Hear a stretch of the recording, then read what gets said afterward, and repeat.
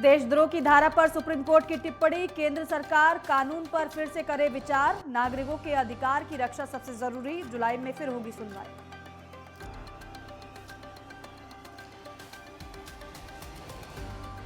नई दिल्ली में मोदी एट 20 पुस्तक का विमोचन। उपराष्ट्रपति वेंकैया नायडू ने किया विमोचन। गृह मंत्री अमित शाह बोले, सरकार के लिए देश की सुरक्षा बड़ी प्राथमिकता। सीएम धामी के लिए प्रचार करेंगे सीएम योगी आदित्यनाथ। चंपावत उपचुनाव के लिए बीजेपी स्टार प्रचारकों की लिस्ट जारी। सीएम योगी समेत 40 दिग्गजों के नाम।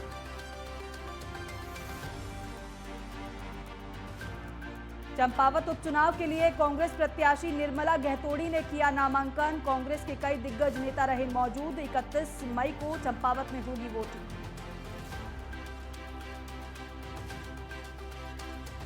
और आंध्र प्रदेश, ओडिशा और पश्चिम बंगाल में चक्रवाती तूफान आसानी का असर। आईएमडी की कई राज्यों में भारी बारिश की चेतावनी। तूफान से निपटने के लिए एनडीआरएफ की 50 टीमें तैनात।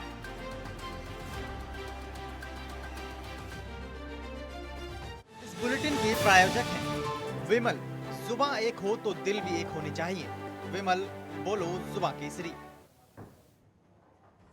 वंदे मातरम। महाराज गोवा के इस बुलेटिन में आप सभी का स्वागत है। मैं हूं आपके साथ दीपिका सिंह। मुंबई से सबसे पहले बड़ी खबर का रुख करते हैं। राणा दंपत्ति को लेकर बोले हैं मंत्री बच्चू कडू। उन्होंने कहा है कि आपका सौभाग्य है कि आपको डंडे नहीं पड़े। ये बयान उनका सामने आया है। और साथ ही उन्होंने कहा है कि आपको इस बात की खुशी मनानी चाहिए। महिला एवं बाल विकास राज्य मंत्री हैं बच्चू कडू, जिन्होंने ये बयान दिया है राणा दंपत्ति को लेकर। उन्होंने कहा है कि गनीमत यह है कि आपको डंडे नहीं पड़े हैं। आपका ये सौभाग्य है कि आपकी पिटाई नहीं हुई है। राणा दंपत्ति को लेकर ये बड़ा बयान। साथ ही कहा है कि आपको इस बात को लेकर खुशी मनानी चाहिए। आपको बताएं कि राणा दंपत्ति को फिलहाल जमानत मिल गई है। हालांकि सशर्त जमानत मिली है। जेल से जैसे ही जमानत पर बाहर आई, उसके बाद नवनीत राणा सीधे अस्पताल पहुंची थी, क्योंकि तबीयत उनकी अचानक से खराब हो गई थी। लेकिन इस तरीके से मंत्री की बयानबाजी अब सामने आई है। तो राणा दंपत्ति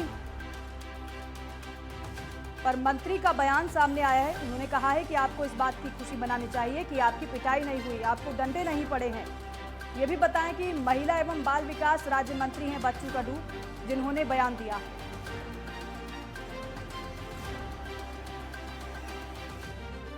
तो हनुमान चालीसा से उठा विवाद लगातार गहराता भी गया और राणा दंपत्ति जेल भी गए।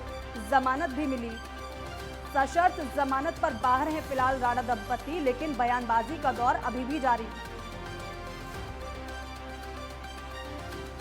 हालांकि मीडिया में बयानों को लेकर सुप्रीम कोर्ट की तरफ से हालांकि कहा गया था कि बयानबाजी आप नहीं करेंगे, लेकिन जिस तरीके से बयान राणा दंपत्ति के सामने आया, महाराष्ट्र सरकार ने कहा कि हम जमानत याचिका के खिलाफ आवाज उठाएंगे। मातोश्री ही शिवसेनेचं श्रद्धास्थान आहे, प्रेरणास्थान आहे आणि तिथे जाऊन तुम्ही जर अशा पद्धतीने करता, ही दादागिरी नाही? तुम्हाला लाज नाही वाटत का? अशा पद्धतीनं आपण कोणाच्या घरासमोर, तुमच्या घरासमोर येऊन आम्ही जर उद्या काही एखादा कार्यक्रम ठेवला तर चालेल तुम्हाला? अशा पद्धतीने करणं योग्य नाही आहे। मला वाटतं अशी दादागिरी आपण करायची आणि कोण केली तर म्हणायचं दादागिरी करतोय। तुम्ही असं म्हणायचं का आम्ही एक थापड मारतो आणि तुम्ही उभे राहा? शिवसेना या मुठीतली नाही आहे। सुदैव तुमचं असं आहे का तुम्हाला दणके बसले नाही, याच्यात खुश माना। और एक और बड़ी खबर का रुख करते हैं। मुंबई में एमएनएस नेता बाला नांदगावकर ने महाराष्ट्र के गृह मंत्री दिलीप वलसे पाटिल से मुलाकात की है। इस दौरान उन्होंने एमएनएस के नेताओं और कार्यकर्ताओं पर हो रही कार्रवाई को लेकर चर्चा की है। आपको बता दें कि 28,000 से ज्यादा मनसे कार्यकर्ताओं को नोटिस दिए गए हैं, जबकि हजारों को निर्वासित किया गया है।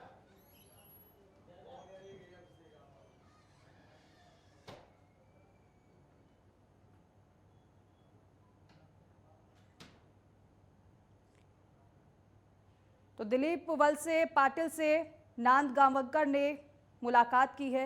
हालांकि जिस तरीके से मनसे के कार्यकर्ताओं को नोटिस जारी किए गए, कई मनसे के कार्यकर्ताओं को हिरासत में ले लिया गया था, कईयों को निर्वासित किया गया था, उसको लेकर ये मुलाकात बताई जा रही है महाराष्ट्र के गृह मंत्री के साथ मनसे नेता की।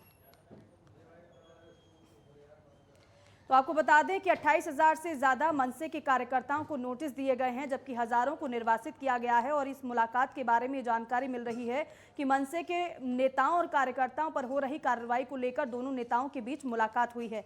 महाराष्ट्र के गृह मंत्री दिलीप वलसे पाटिल से मुलाकात की है मनसे के नेता बाला नांदगावकर ने। तो इस मुलाकात के कई मायने भी निकाले जा रहे हैं और ये कहा जा रहा है कि मनसे के नेताओं और कार्यकर्ताओं पर जो कार्रवाई हुई है इस मुलाकात के दौरान उस पर चर्चा हुई है। खबरों में आगे बढ़ेंगे। महाराष्ट्र नवनिर्माण सेना के प्रमुख राज ठाकरे ने एक बार फिर से आक्रामक तेवर अपना लिए हैं। मस्जिद के सामने हनुमान चालीसा का पाठ पढ़ने का ऐलान कर महाराष्ट्र में कानून व्यवस्था के समक्ष चुनौती पेश करने वाले राज ठाकरे ने एक बार फिर चेतावनी जारी की है। उन्होंने मुख्यमंत्री उद्धव ठाकरे को पत्र लिखकर आगाह किया है कि वो उनके सब्र का इम्तिहान ना लें। राज ठाकरे ने लिखा है कि उद्धव ठाकरे, हमारे धैर्य का अंत मत देखो, सत्ता आती जाती रहती है, कोई भी सत्ता का ताम्रपत्र लेकर नहीं आता। उद्धव ठाकरे, तुम भी नहीं। गौरतलब है कि हनुमान चालीसा और लाउड स्पीकर विवाद को लेकर महाराष्ट्र सरकार ने सैकड़ों की संख्या में मनसे कार्यकर्ताओं को हिरासत में लिया है। राज ठाकरे ने ट्वीट में पत्र टैग करते हुए कहा है कि मेरे द्वारा सभी देशवासियों से मस्जिदों पर से लाउड स्पीकर उतारने की अपील करने के बाद महाराष्ट्र राज्य सरकार ऐसा व्यवहार कर रही है जैसे बौखला गई हो। देश के सर्वोच्च न्यायालय और विभिन्न राज्यों के उच्च न्यायालयों द्वारा दिए गए निर्णय को लागू करने के लिए मेरे मनसे सैनिकों ने मस्जिदों से लाउड स्पीकर उतारने का आंदोलन शुरू किया। इसलिए मेरे 28,000 महाराष्ट्र सैनिकों को निरोधक कार्रवाई के लिए नोटिस जारी किए गए हैं। हजारों को तड़ी पार किया गया है और कई को जेल में डाल दिया गया है। किस लिए? ध्वनि प्रदूषण फैलाने वाली और लोगों को परेशान करने वाली मस्जिदों पर अनाधिकृत लाउड स्पीकर ना उतारे जाएं, इसलिए। उन्होंने कहा कि पुलिस मनसे नेताओं की तलाश ऐसे कर रही है जैसे वो पाकिस्तानी आतंकवादी या फिर पूर्ववर्ती निजाम शासन के रजाकार हों। और वहीं मनसे प्रमुख राज ठाकरे की 5 जून की अयोध्या यात्रा को लेकर बीजेपी के 2 सांसद लल्लू सिंह और बृजभूषण आमने सामने आ गए हैं। बीजेपी सांसद लल्लू सिंह ने कहा है कि हनुमान जी कृपा से अगर कोई प्रभु श्री राम की शरण में आता है तो उसका स्वागत है। भगवान राज ठाकरे को सद्बुद्धि दें कि वो पीएम नरेंद्र मोदी के मार्गदर्शन में काम करें, जिससे उनका और महाराष्ट्र का कल्याण हो सके। सांसद लल्लू सिंह ने कहा कि हम राम भक्तों के सेवक होने के नाते उनका स्वागत कर रहे हैं। जो भी राम के शरण में आएगा उसका हम सभी अयोध्यावासी स्वागत करेंगे। भगवान श्री राम और अयोध्या का स्वभाव है कि हम लोग शरण में आने वाले का कभी अपमान नहीं करते। लल्लू सिंह ने बृजभूषण सिंह की ओर से किए जा रहे विरोध को उनका निजी विरोध बताया और कहा कि इस बारे में उन्हें बहुत जानकारी नहीं है। प्रार्थना है, हनुमान जी की कृपा राज ठाकरे पर हुई है, इसलिए वह प्रभु श्री राम की शरण में आ रहे हैं और जो भी प्रभु श्री राम की शरण में आएगा, हम अयोध्या के राम भक्तों के सेवक होने के नाते उनका हार्दिक स्वागत करेंगे। साथ ही साथ ईश्वर प्रभु श्री राम से हमारी यही प्रार्थना है कि राज ठाकरे को वह सद्बुद्धि दें कि वह मोदी जी की शरण में जा कर के अपना और महाराष्ट्र का कल्याण करें। और महाराष्ट्र समेत पूरे राज्य में किसानों को नकली बीज बेचकर फंसाए जाने के कई मामले प्रशासन के सामने आए थे और इस बार राज्य में ऐसी धोखाधड़ी दोबारा किसी भी किसान के साथ ना हो, इसीलिए राज्य सरकार के कृषि मंत्रालय ने सख्त रुख अपनाना शुरू कर दिया है। अब ऐसा मामला सामने आने पर बीज उत्पाद कंपनी के साथ उसे बेचने वाले दुकानदारों को भी जेल की हवा खानी पड़ सकती है। इस विषय में राज्य सरकार द्वारा कानून में बदलाव कर इसे और अधिक सख्त बनाया गया है। आपको बता दें कि राज्य के कृषि मंत्री दादा भूसे ने हाल ही में नासिक जिला मुख्यालय में एक मीटिंग कर इस विषय को गंभीरता पूर्वक लेने के आदेश प्रशासन को दे दिए हैं। मीटिंग के बाद प्रेस कॉन्फ्रेंस में उन्होंने बताया कि राज्य सरकार ने केंद्र के पास 52 लाख मीट्रिक टन रासायनिक खाद की मांग की है। साथ ही साथ बीज, खाद और अन्य कृषि उत्पाद में कृत्रिम कमी पैदा करने वाले दुकानदारों और व्यापारियों पर नजर रखने के लिए जिला प्रशासन ने 24 घंटे सतर्क रहने वाले 17 विशेष टीमें बनाई हैं। किसानों को पर्याप्त मात्रा में बीज, खाद्य और अन्य सुविधाएं सहज रूप से मुहैया कराने की सरकार की कोशिश रही है। नासिक में प्रशासन के इस फैसले का किसानों ने जमकर स्वागत किया है।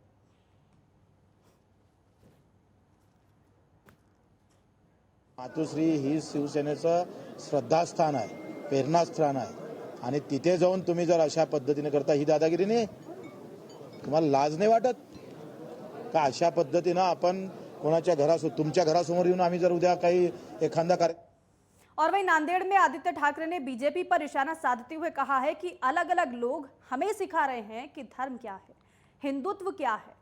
हमें हिंदुत्व सीखने की जरूरत नहीं है। मैं उन्हें बताता हूं कि हमारा धर्म सेवा धर्म है, हमारा हिंदुत्व सरल है। आपको बता दें कि आदित्य ठाकरे नांदेड़ में एक कार्यक्रम में पहुंचे थे। इस दौरान उन्होंने 100 बिस्तरों वाले उप जिला अस्पताल का उद्घाटन किया।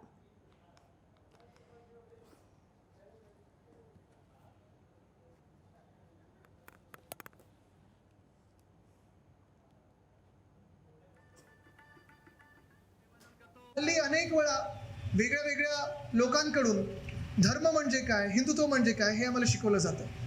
शिकण्याची गरज नाहीये। शिकण्याची गरज आहे का? शिकण्याची गरज नाही। मी त्यांना एवढंच सांगतो की आमचा धर्म हा एकच आहे, सेवा धर्म। आमचं हिंदुत्व हे सोपं आहे। रघुकुल रीत सदा चली आहे, प्राण जाय पर वचन न जाय, हे आमचं हिंदुत्व आहे। आणि म्हणून आज मी तुम्हाला एवढंच आश्वासित करायला आलेलो आहे की मी माझ्या धर्माचं पालन करून जी वचनं आपण तिन्ही पक्षांनी, शिवसेना असेल, राष्ट्रवादी काँग्रेस असेल, काँग्रेस असेल, दिलेली आहेत, जनतेसाठी दिलेली आहेत, इतर त्या पक्षांनी जी काही वचनं दिली असतील, जे सगळ्यात चांगलं आपल्या इकडच्या जनतेसाठी असेल, सर्व नागरिकांसाठी असेल, माय भगिनींसाठी असेल, तरुण मुला मुलींसाठी असेल, ती वचनं आपण पूर्ण करून दाखवणार म्हणजे दाखवणारच आणि ते आम्ही काम हाती घेतलेलं आहे। और पुणे की मेट्रो ने रफ्तार पकड़ ली है। पहले चरण में पिपरी से फुगेवाड़ी और वनाज से गरवारे का काम पूरा हुआ है। पूरी क्षमता से मेट्रो का काम शुरू करने का समय सीमा कार्यकाल जो है वो दिसंबर 2022 था, लेकिन कोरोना की वजह से ये काम 3 महीने और बढ़ा दिया गया है। पीसीएमसी से स्वरगेट 17.4 किलोमीटर के रूट से 5 अंडरग्राउंड और 9 एलिवेटेड स्टेशन है। वहीं वनाज से रामवाड़ी लगभग 15.7 किलोमीटर के रूट पर 16 एलिवेटेड स्टेशन है।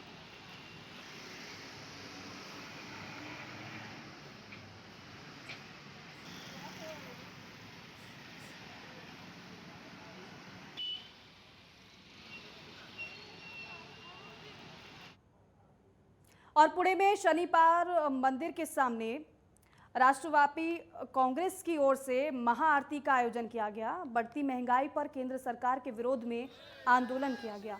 केंद्र सरकार के खिलाफ नारेबाजी भी की गई। इस आंदोलन के लिए राष्ट्रवादी सांसद सुप्रिया सुले, शहर अध्यक्ष प्रशांत जगताप और कार्यकर्ताओं ने हिस्सा लिया।